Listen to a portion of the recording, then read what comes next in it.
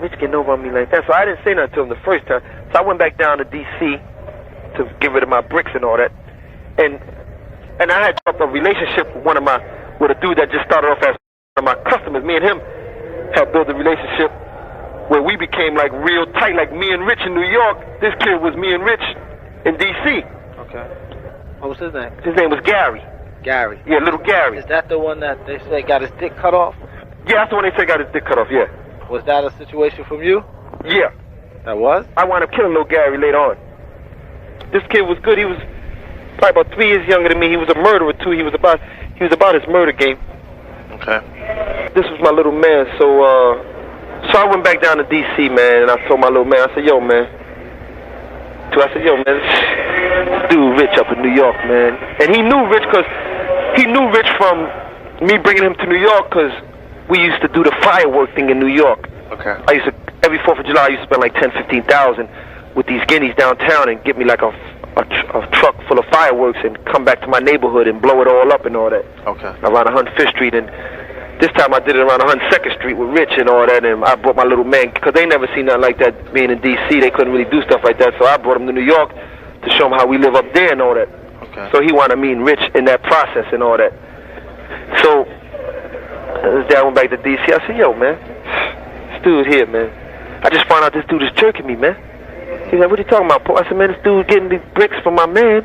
I'm supposed to get half at this price, and he charging me this price because I'm thinking it's still coming from his connect. Mm-hmm. And the first thing come out, he's my man, let's kill him, man. Mm-hmm. I was like, nah, just hold up for a minute. Let me think about this thing. So I wound up calling Rich. I said, yo, Rich, everything all right? Your man back on? So I'm just checking. I said, your man back on? He said, oh yeah, my man just gave me some more joints. You coming up? I said, yeah, I'll be there. Okay. I said, all right. I told my little man, I said, yo, we going to New York, man, and we gonna go see Rich. No, first I went to New York. I took care of my business with him. I spent about $500,000 with him, and got my bricks and all that. And I think he was also getting bricks from like Fritz and them. I don't know if you ever heard of the kid Fritz. Yeah, I heard of Fritz. Yeah, Fritz was getting boatloads of that stuff. I wound up taking it back to D.C. So I'm still not saying nothing. So I'm saying my little man, I said, yo, man, that's it, man. I'm going back to New York. I said, yo, I'm going to ask Rich. I'm going to step to him because I'm really like just fed up with it now. I said, yo, I'm going to ask Rich who he got that coke from. This last thing I got, who he getting this coke from. And if he lied to me again, that's it, it's over. Okay. I'm taking him out. So now I told my little man this. I'm saying, yo, you come. I said, yo, we gonna go to New York. I had just got me a customized van. I just bought me a customized van. Them big joints with the TV and the bed and all that. Okay. So I had just bought one of those, and it was up there in the shop getting the system done and all that. So I told my little man, I said, yo, we gonna go to New York. We're gonna fly to New York. I'm gonna get with Rich, and I'm gonna find out what the hell is going on. Okay. So one thing led to another, and I don't want to go into all that, but did I, the question is, did I have anything, did I kill Rich? Yeah. Yes. Yeah? Yes, sir. Yes, sir. I killed Rich. How'd that come about? You just put, because everything on the street said that a limousine pulled up. Huh? A limousine pulled up and put Richard in the car or something like that. That's what they said? Yeah. No. That's what that didn't happen. That's for them to see later on. That didn't happen. Okay. That didn't happen. But I know the thing is, did I kill Rich? And yes, I killed Rich. Why did I kill him? It wasn't personal. It was business. I'm gonna tell you this, because Rich, like I told you, like the story I told with the connect and all that. Rich, he was lying to me about something that there was no reason to lie to me about, and in my mind, it just told me that if this little bit of money can come between what I thought was a wonderful relationship and a friendship, then no telling what you might sell me down the line for. And I gave him the opportunity to tell me the truth, not once but twice. So when I already came with the plan with my little man, and like, yo, if he lied to me, we just gonna do what we need to do. then that's what happened. Did I kill the little brother? No, I didn't. That was, you know who that was, right? Right. You know who that was? Right. They said it was Preacher. No, they didn't. That's who it was. They got right. not just Preacher, but Richard's uncle Apple. Right. They did that. And what made it seem like I had something to do with it is because where I left Richard,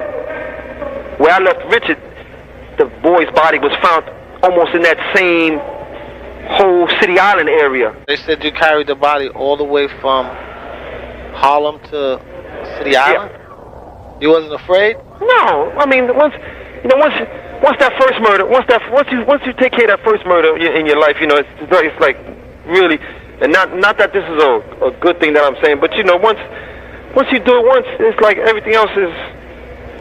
No, I wasn't afraid. No, the answer to that, no, I wasn't afraid. I mean, I was doing what I had to do, Antoine. Okay. Definitely got killed in that area, and his body was definitely taken up to around City Island.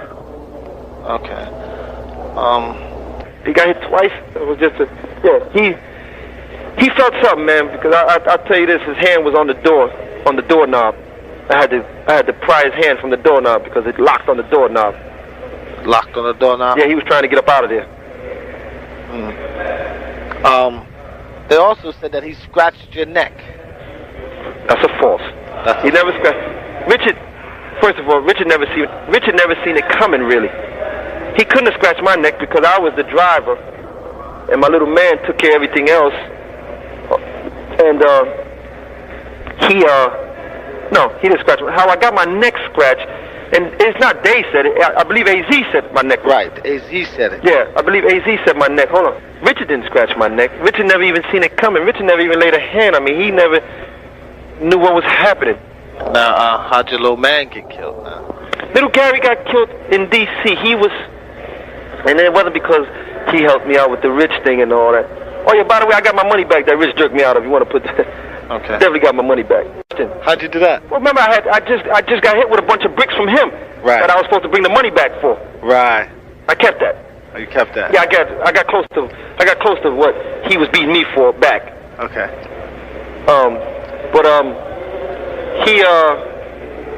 My little man in D.C. It came a thing with him where he was, he was a short kind of guy. He was about 5'1", 5'2", real slim in the body and a real big head. Okay. But he was getting money though. People didn't know he was getting money. At that time, he was probably holding about $1 million, $2 million, and people didn't know that he was holding like that. He was getting it, and he had a real short man complex. Okay, and like I said, we wasn't just business partners. I knew a lot of his business. I knew his family. He knew my family in D.C. and in New York. You know, I knew his son's mother. I knew where he laid his head. He knew where I laid my head sometimes. You know, I knew some of his stashes. He knew some of my stashes. We became real close. So, and he was also the one with me with Rich. Okay. So we had a lot of secrets on one another. And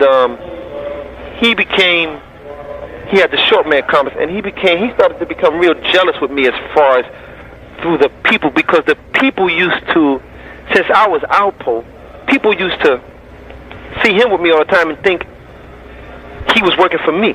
Right. Because not until I came to D.C. really, he started coming out with like Benzes and all, because he seen what I was doing, so he started busting out with little Benzes and all that type of 300 coupes and all that. Right. And I always had the reputation if you lent me your car, Antoine, automatically that was my car. Right. That was my car. And then if they seen you with it, like, oh yeah, he driving Poe car. So time went on. One day, me and him and one of his workers would sit at a table at a restaurant having a sandwich, and he called my wife a bitch. He called my wife a bitch because he was like, man, you still with that crazy bitch? And I just looked over at him, and I could have took it a little better if it was just me and him. But one of his workers was there. Right. And I kind of like gave him that look like, yo, you really disrespected me right now. And so he seen her. She was coming to look for me down Southwest because she knew I hung out down there. So the kid, Gary, seen her. He was like, yo, there go that bitch. Look at that bitch. Who she looking for? She must be looking for Poe. And my man Wayne heard him say this. And he beat me. He beat me later. He was like, yo, Gary was down here talking trash about you, and he disrespected your your wife, I was going to kill him right there, but I said, let me get with you first, because I was like, no, I still got love for the kid. No, he's just frustrated right now. And we had a lot of secrets on one another, and I always told them before this happened, I said, you know, we know so much about one another that if we was to ever get into any type of confusion or anything, one of us would have to leave. And I'm definitely not going back to New York because I'm getting money. So the only thing else is one of us will have to die. He was like, yo, I feel you, because we knew a lot about one another. So now I got this deal coming up. This connect, like, yo, this crazy big deal. Like, yo, they want me to put up like, I had to put up like maybe about $2 million. They was gonna hit me with like probably about, I say anywhere from like $6 million worth of coke in New York. Produced by you hear me? Yeah, it was like about $6 million. So they wanted me to put up like $2 million, and I owe $4. Okay. Right? So I had like 1.5. I put up like 1.5, and I was just telling my little man for him to just put up a $500,000. Okay. I was able to put up the whole. I could have put up the whole $2 million at that time. Okay. This would have just set us on the map for, and it was at like 11,000 a key, 10,000 a key. I could have came to DC and got 19,000. To the dudes who I didn't really like and the dudes who I was real cool with, I could have got 17. You know, that was like $6,000, $8,000 profit. So before this goes about, his anger is really building up with me, you know, and he's not really feeling me like that anymore. And we really had stopped hanging out, you know, but I didn't really pay no attention to it. I'm saying I still got love for this kid and all that. So he tells somebody down in Lawton prison about this deal. He told somebody that he was cool with down there. Only thing he didn't know that the same person that he's telling, they know my man, Wayne. My man Wayne, he get to me and say, yo, you about to put a deal together in New York for this, that, and gonna put gas. I said, what the hell? I said, how you know? He said, well, man, my man called me down from law, and he said, Gary told him that, yo, that you want to put this deal together, and it ain't gonna go, you know, he gonna wind up doing you in the process. Just how much anger he built up for me. So I said, oh, yeah. So my man was like, yo, let's go. I said, no, we got to do this right now. Can't just be running up on Gary in broad daylight. That's gonna come back to us. So we got to do this right, and we got to get him where nobody know. So my little man Gary, he had a little beef with somebody, and they just like maybe like a month earlier, they tried to kill him. And so he beats me one night and said, yo, kid, one of the kids' name was Jawbreaker out of D.C., the kid named Jawbreaker. He said, yo, I know where Jawbreaker them at. This is Gary talking to us on the phone. Like, yo, I know where the kid Jawbreaker them at. They had such and such, such and such. I said, oh, yeah. So I'm talking to him on the phone. I said, who you with? He said, yo, I'm by myself. I said, you got something? He said, yeah, I got 2 pistols with me now. I said, all right. I was with my man Wayne and like 2 other dudes that were under my man Wayne. So that was our perfect opportunity. My man Wayne was like, yo, this is it. Make it happen. Productions. So we jump in this kid's MPV van, because we used to like using an MPV van because they had the little side compartments. We could throw the pistols in there if the police pull us over. Okay. Real quick. So we jump in the MPV van. So I'm driving because since I was like the best driver. So we go meet the kid Gary, because this is a perfect opportunity. Don't nobody know he's with us now. And when he come up missing, we can always be like, man, you know, I knew how to deny it quick. Okay. So we go get him. Boom. So we go get him. He gets into the MPV van. He parks his car, whatever. He parks his truck. He had the truck at the time. He parks his truck. I met him on, Florida Avenue. I go meet him on Florida Avenue by a Wendy's, I think it was.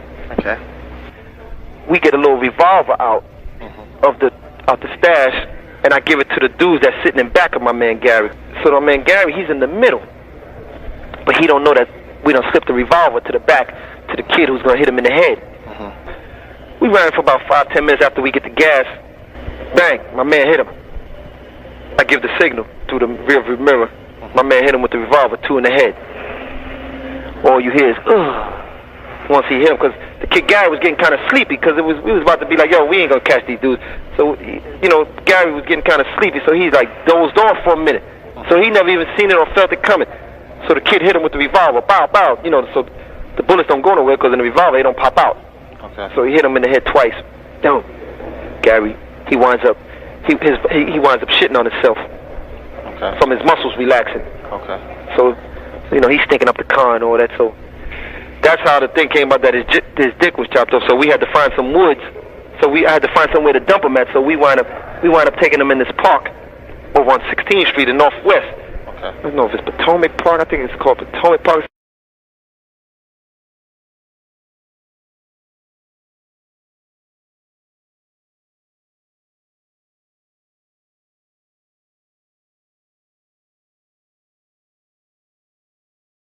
So we wound up taking him over there, and I said, yo, man, we gonna leave him in the woods.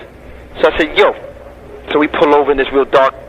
I said, yo, take off his clothes, man, so they won't spot him through the clothes and all that. Take off his clothes and leave him naked in the woods. So we do that, and we dragging him through the woods naked. So he gets a couple of scratches on his body and his face and on his penis because we taking him through the woods. We dragging him. Okay. So that's how it came about that they thought we chopped off his dick and all that. And I thought where we left him at real cool, but we wound up leaving him next to some type of telephone box or something. And the next day, just so happened that the telephone people was coming out to fix this box, and that's how they found him the next day. Didn't they say something about dementia with your wife? Huh? Dementia. Dementia was a situation where he really disrespected himself, and he disrespected other people, and that's why that happened to him. Okay. Yeah, he thought he was tougher than what he really was. But I ain't play with them Brooklyn dudes. You ain't play with them? Nah.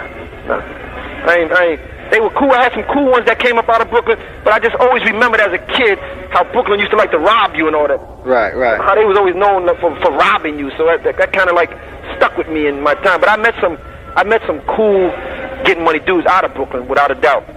Okay. Who hit him? My man that was down with Wayne Perry? Not Wayne, but the kids that was up on the Wayne. Wayne.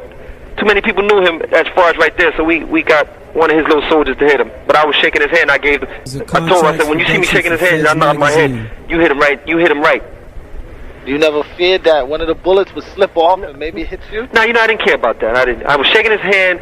It was enough because they walked right up on him. I mean, it wasn't no like from a distance. As I was shaking his hand, they walked right on him and put the gun right to his forehead and blasted him. That was in the daytime? Yeah, daytime. Broad day after a basketball game. I just got finished playing basketball in a basketball tournament. So now, did that put the police right on you?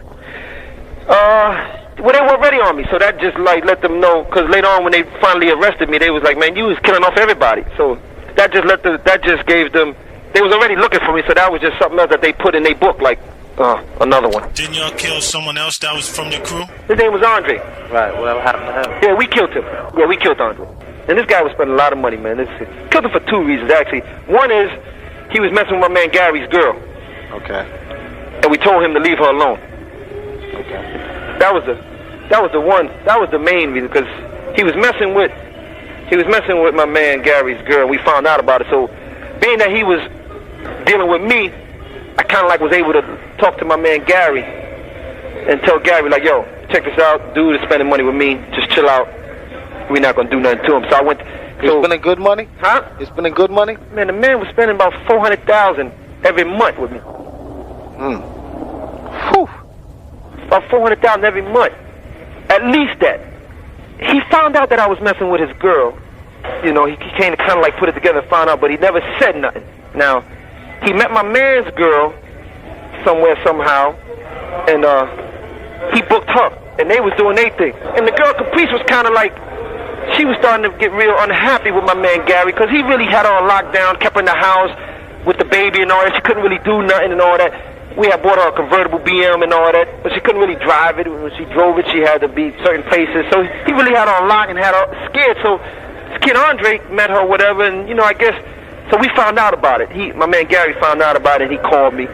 This is when we was tight like that. He called me, he was like, yo, Paul, I need to talk to you. I said, all right. So I met him or whatever. He was like, yo, this nigga Tank messing with my girl. This and that, man. I'm going to step to him. He know that's my people and all that. I said, hold up, Gary, let me. And my man Gary was like, yo, that shit, he was ready to just take him out. So, because he knew that was Gary's baby mother, and you didn't do that. Right. So, and, you know, I'm boning Andre's girl, so I'm like, oh, man. So, let me go talk to him first. And again, the kid Andre never said nothing to me. He knew I was boning, he never said nothing to me. So, and he wasn't no tough guy, and he didn't, you know, he was about getting $1. So, okay.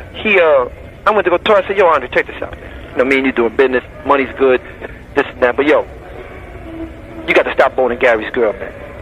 You got to stop messing with her, man, because he knows, he's upset.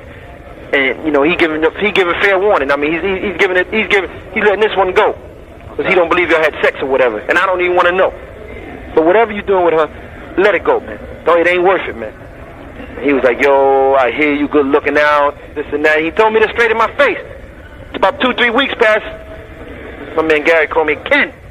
He beat me. Yo, come see me, man. So I go meet him. Kid Andre got to die, man.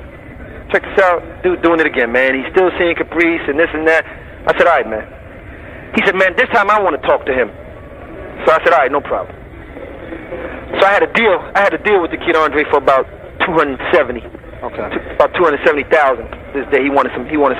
So I said, yo, we killed 2 birds with 1 stone. I'm going to meet him, take care of this business with him, and you can talk to him at the same time. Okay. So I go meet the kid. Produced by We go meet the kid at my favorite spot over there, Minnesota and Pennsylvania Avenue, over there by the Ammo.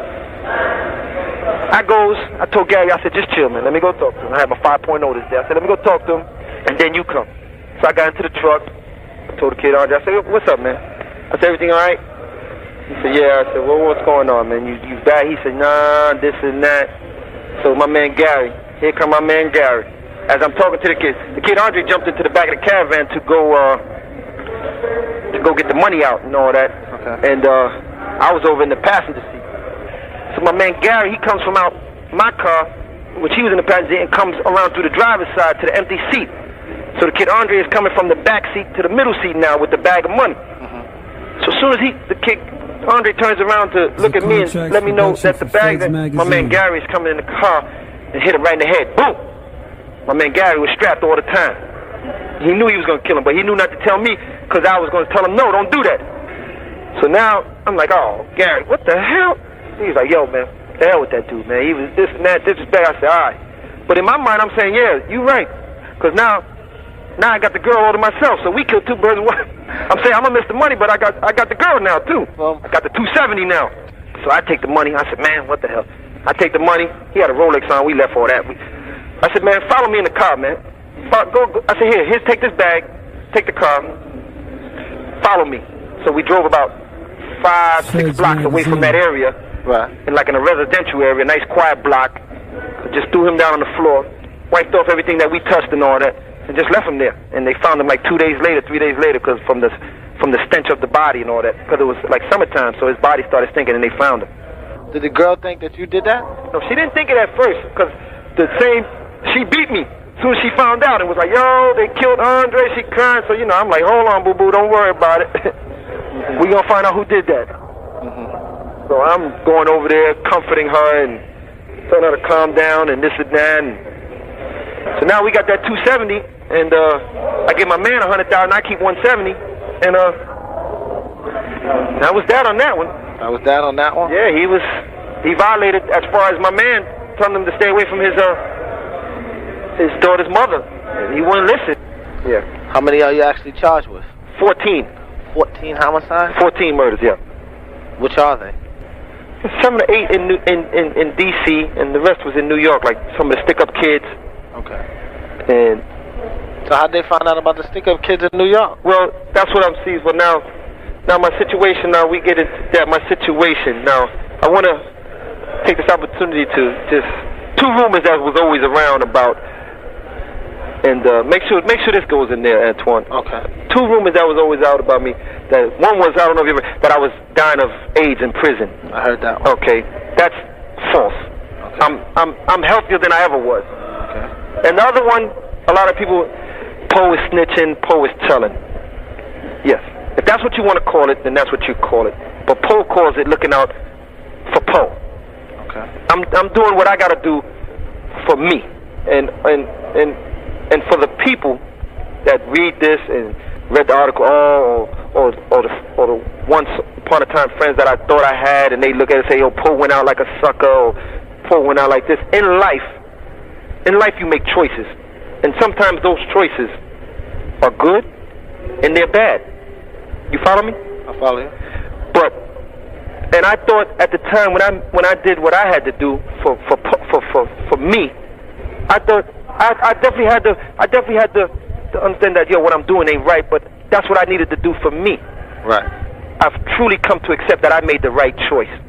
Did at any point Rafis himself try to send anybody out? Nah, me and him never had no problems because when he was out, he had so much of the town locked, I wasn't really a threat to him. How many different crews tried to kill you in D.C.? In D.C., I probably had about 3 different crews trying to come at me, and, you know, they was coming at me, but they wasn't for real, though, because they knew who I had with me, man. They knew I had killers, man. They knew I had killers. They knew I was boss my gun, too. Do you ever feel at any time that they may get together and try to kidnap you? What, Wayne and them? Right. No. If Wayne was so loyal, why'd you flip on him then? Government.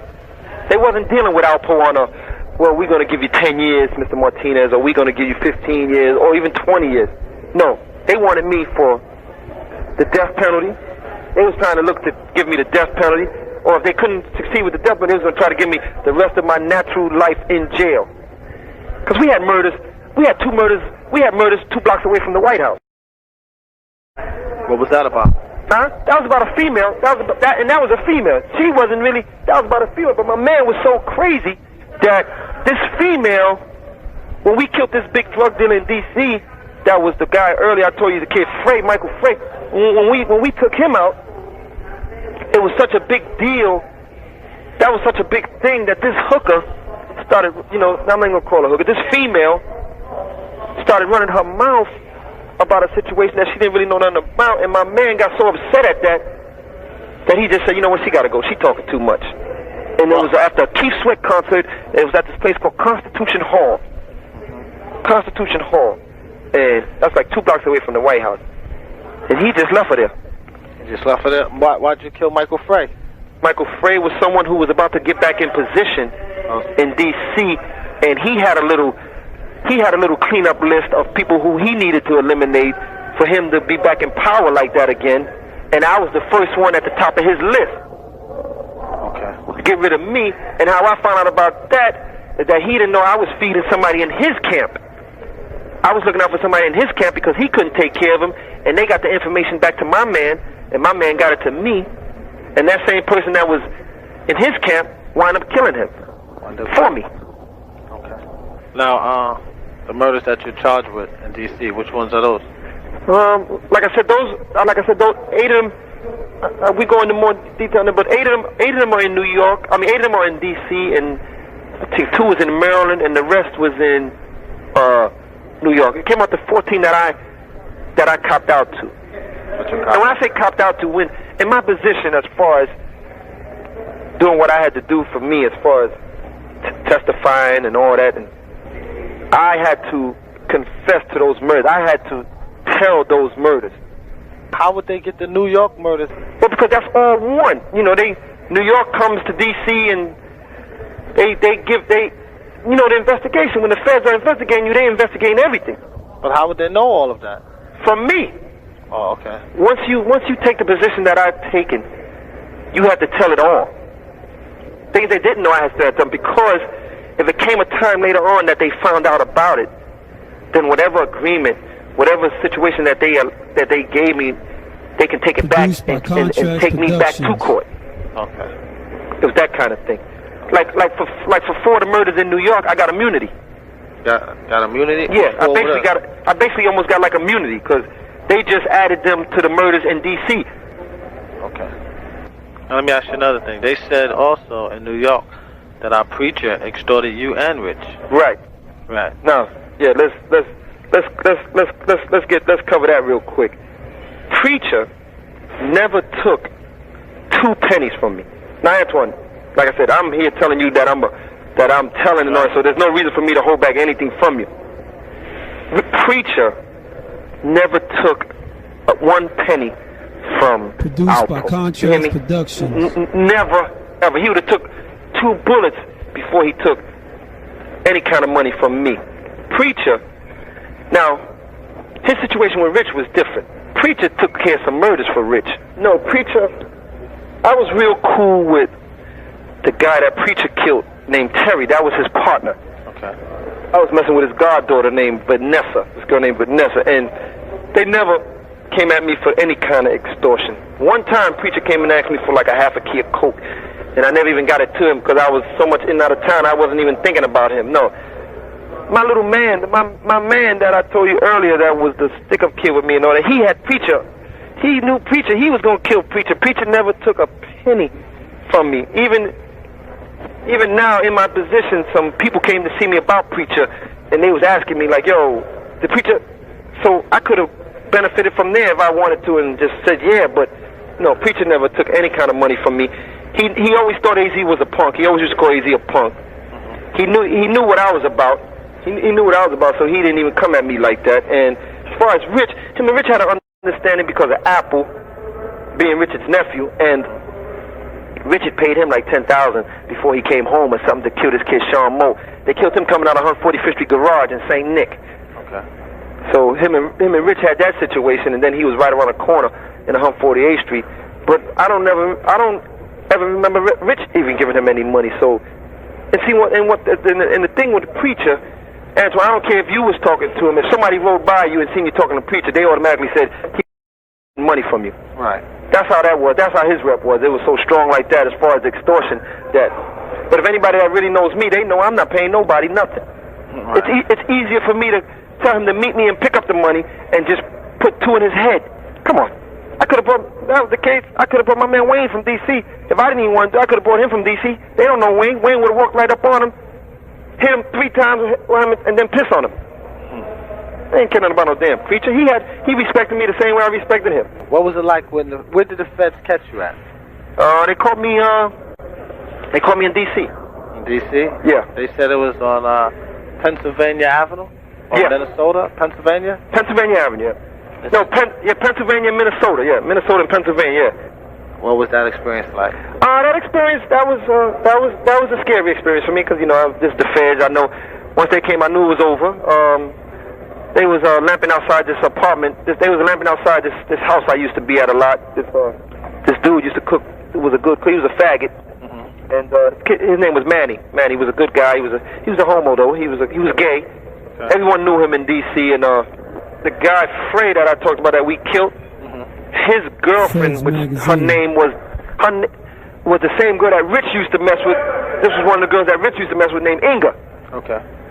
She was messing with the kid Frey now. So now after he gets killed, later on the line, the feds run up in her house because they had heard he got killed. So they had heard that I may have killed him because I wanted to be with her. Oh. So they ran up in her spot. So when they ran up in her spot and told her that, she was like, oh yeah, he might have had something to do with it. Well, he don't be here. He be at Manny's house all the time. Right. So what they did was they started checking out Manny's spot. And they caught me coming there a couple of times, but they didn't move in at that point. They wanted to make sure that it was me. So this one night they was lamping outside the joint. I was waiting for her, and in the process that I was waiting for her, the kid Manny came outside, and we were sitting in his Cadillac because I was waiting for my wife to pull up, and this dude walked past the car. Black dude, it was around 2 in the morning, 3 in the morning. I'm like, man, what the hell? What the hell he doing walking by? So I'm strapped. So I get the 9. I was carrying like 2 9s with me, so I pulled them joints out. The kid man was like, what you gonna do? I said, no, I just don't trust this dude right here. So I got my 9s with me and all that, and so he disappears. My wife pulls up. She's driving a rental car, so I get in, because I had took all the cars back from her, so she couldn't get to none of the cars. Mm-hmm. I had took her BMs and all that. So I go on the passenger side of the rental, and I get in. I said, yo, go ahead, drive. I told Manny I'll see him later. I went up in the rental, talking to her. I told her to drive. So as she's driving, I see a great Thunderbird coming back of her. You make that turn. You make that left. So the light is green now. Now she's moving a little something. It goes to yellow. I said, okay, now speed up and make this left. So when she made the left, she almost turned in, like going the wrong way up the street. Okay. So I grabbed the steering wheel and jerked it back to the right lane, to where the traffic is going the right way. So right across the street, right across from the corner that we made the turn, there's a Amoco gas station on Pennsylvania and Minnesota. Okay. So they got a police car in there. They knew that I wouldn't pull over for no regular car. Mm-hmm. So what they did was they sent a police car at me. And in my mind, I wasn't driving. My wife was driving. So in my mind, I'm saying, okay, I got fake ID. I had about 10 different IDs. And my wife had her license, so I'm saying, well, you ain't really do nothing, so just pull over and we gonna see what they gonna say. You made a mistake, and we on our merry way. But the feds was behind them all the time. The feds had said, they told me later on that we knew we couldn't just pull you over in any old kind of car. So a regular police car you may pull over for. And when I stepped out, they jumped out the trees and out the restaurant, and all kind of cars came and this and that. But I tried to jump back in the car, and my wife tried to throw the car in drive, but she never got it in drive. She just got it down to neutral, and the car was just revving real high. And they snatched her out the door and pulled her through the window, and they threw me on the floor. And the feds and then one of the agents was like, "Give us that famous smile." And I just looked up at them and gave them a smile. They was like, "Yeah, that's him." Yeah. And they had and when I went to the federal building, they had a can of Alpo on their table. A can of Alpo? Yeah, they gave a can of Alpo to the federal agent who finally got me. The van that they had an old van sitting outside this faggot's house. And when I finally got knocked, they opened that joint up, and that joint had top of the line technology. It had like a scope up in there, all type of surveillance equipment and all that, but the joint looked like a raggedy old van. So they was definitely surveilling the joint from the girl telling her that I'd be down there a lot. And that's how they got me. That's how they got me that night, November 6th, 1991. Over to D.C. jail and all that. I'm in D.C. jail for a little while. My name, they starting to hear that I'm up in there, and because the kid, he had just, maybe like 2 years before, he had just left the joint. Like I said, he was like one of the biggest dudes coming up out of D.C. I'm hooking up with some of the dudes that I used to deal with on the street. They brothers are in there, so they strong. A couple of little beefs was trying to take off for the kid Michael Frey. His nephew was in there, and a couple other dudes that was rolling with him, so they was trying to, like, "Yo, did you kill my uncle?" and this and that. But nothing never came about that, because I was a little too much. I was a little too strong for them at that time. You're strong. You had a little crew in there. Yeah, I had to. Like I said, my man. My man and brother and them, they were strong. Then my man Wayne. Okay. He did is send the word to the jail, like, "Yo, my man is up there. Make sure he's right." Right. So the unit they had me and dudes like, "Yo, don't worry about nothing, bro. You all right?" Okay. And like I said, my man, little brother, he doing like 40 with the feds now. I think he just caught another body. He was strong, so I didn't really have nothing to worry about. But then they snatched me up out of there. They took me to Virginia. They snatched me. Now it was time for me they was extraditing me to Virginia to the original complaint, which was Nut. Right. Rich and them cousin. Now I'm over in Alexandria Detention Center, sitting for months, just sitting, not knowing what the hell is going on. My lawyer's telling me, well, they got you for this, they got you for that. So in that, I'm thinking, okay, I can fight this over here. This ain't really nothing. Oh, that's crazy. I didn't do all this over here. I'm thinking, D.C. not really coming. They got me for something in Virginia.